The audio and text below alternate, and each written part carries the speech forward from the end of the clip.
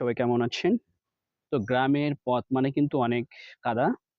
এই কাদা ঠিলে আমাদের প্রতিনিয়ত চলাফেরা করতে হয়। আর এই কাদাতে হাঁটলে কিন্তু পায়ের অনেক সমস্যা হয়।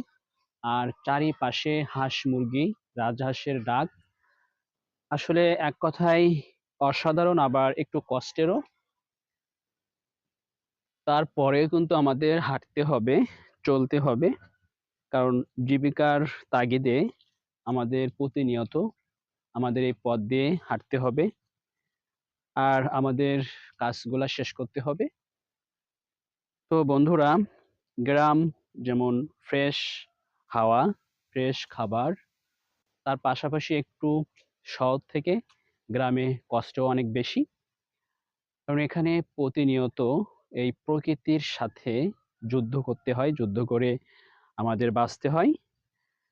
কাদা মাটি, বৃষ্টি, ঝড় এগুলার সাথে আমাদের যুদ্ধ করে বাঁচতে হয়।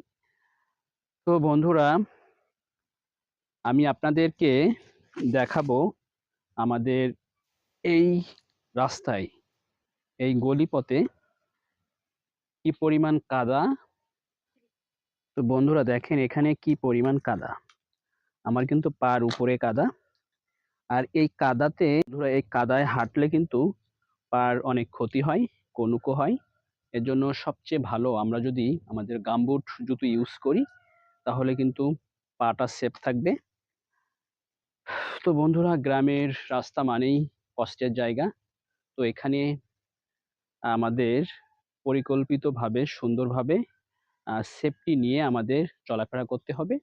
তাহলে যেকোনো বিপদ থেকে বা সাপ পোকার হাত থেকেও আমরা রক্ষা পাবো।